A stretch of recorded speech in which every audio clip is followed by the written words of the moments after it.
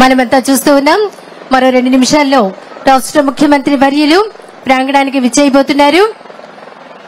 దయచేసి ఎవ్వరూ లేచి నిలబడవద్దు, అందరూ మీ స్థానంలో కూర్చోవాలండి. ఎవరూ లేచి నిలబడవద్దు, అందరూ మీ స్థానంలో కూర్చోవాలి.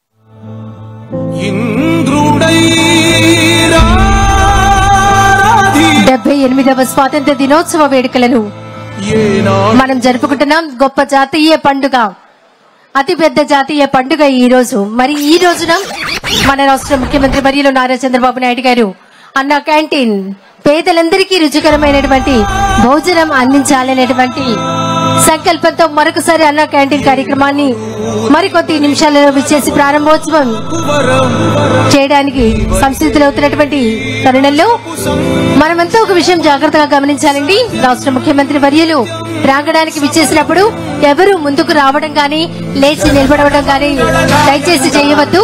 ప్రతి ఒక్కరూ సహకరించవలసిందిగా కోరుతున్నాం. అందరూ మీ స్థానాల్లో ఉండవలసిందిగా కోరుతున్నాం.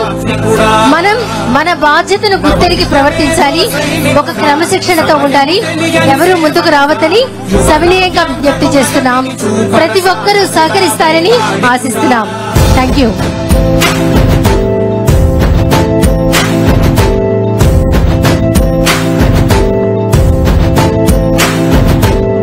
ప్రతి ఇల్లు నిన్నే పిలిచింది, ప్రతి గడప నీకే స్వాగతం అంటోంది, ప్రతి మనసు నువ్వే గెలవాలంటోంది. పెద్ద కొడుకు నీవై తోడున్నావో చాలు, జరుగుతుంది మేలు మేలు. ఇంటి పెద్ద నీవై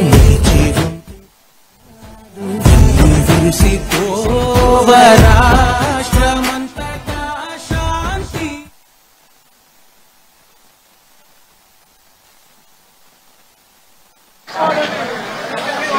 దయచేసి ఎవ్వరూ లేచి నిలబడవద్దండి, అందరూ మీ స్థానంలో కూర్చోవాలి. గౌరవ రాష్ట్ర ముఖ్యమంత్రి వర్యులు ప్రాంగణానికి మరికొద్ది క్షణాల్లో విచ్చేయనున్నారు. ముఖ్యమంత్రి గారు విచ్చేసిన వెంటనే ఎవరు ముందుకు రావడం గాని లేచి నిలబడడం గాని చేయవద్దు. మీ స్థానంలో కూర్చుని కార్యక్రమం ఆశాంతం తిలకించవలసిందిగా సవినయంగా కోరుకుంటున్నాం. ఎవరు ముందుకు రావడం లాంటివి చేయవద్దని ప్రతి ఒక్కరిని పేరు పేరున రిక్వెస్ట్ చేస్తున్నాం.